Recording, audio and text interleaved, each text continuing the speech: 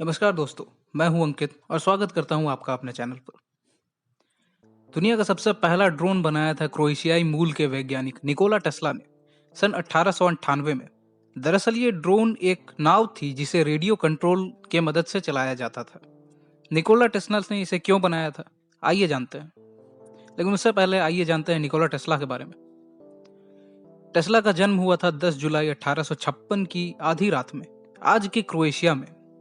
Tesla के जन्म के समय तूफान आ रहा था और बिजली के डर के कारण प्रसाविका ने उनकी मां से कहा था कि ये तूफान का बच्चा होगा, यानी कि एक अपशकुनी बच्चा होगा। जिस पर उनकी मां ने बिल्कुल ठंडे स्वभाव से कहा था कि नहीं, ये बच्चा रोशनी फैलाएगा। और जैसा उनकी मां ने कहा था वैसा ही हुआ। ऐसा मैं इसलिए कह रहा हूं क्योंकि उनके आविष्कारों ने दुनिया में क्रांति ला दी।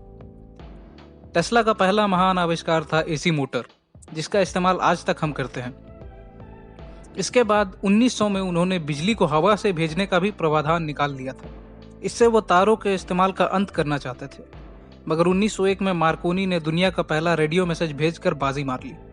लेकिन इन सभी के अलावा टेस्ला ने एक और चीज बनाई थी जिसका इस्तेमाल लोग आज ज्यादा कर रहे हैं, और इसके कारण मिलिट्री के क्षेत्र में जान जाने का खतरा कम हो गया है। ये थी दुनिया की पहली रेडियो कंट्रोल ऑटोमेटॉन, जिसे हम ड्रोन कहते हैं। 1898 में टेस्ला ने दुनिया की पहली रेडियो कंट्रोल नाव बनाई, जो आज के रिमोट कंट्रोल ड्रोन का पूर्वज है।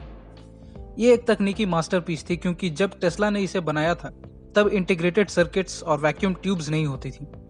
ये अपने समय की एकमात्र ऐसी चीज थी जो भविष्य से चुराई तकनीकी प्रतीत होती थी।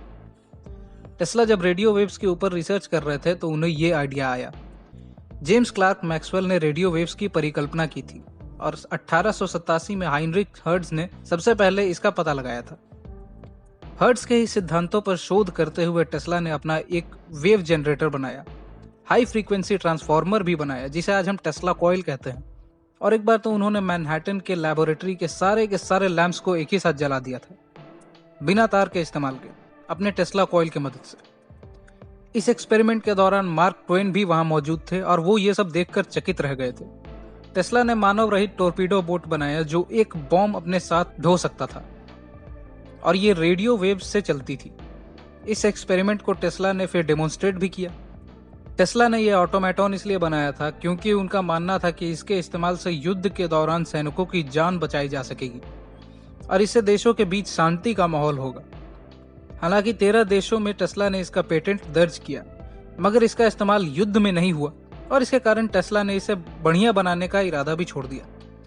फिर भी ये बोट टेस्ला के जीवन की एक बड़ी ही जटिल मशीन में से एक थी। तो दोस्तों, इस वीडियो में इतना ही। धन्यवाद।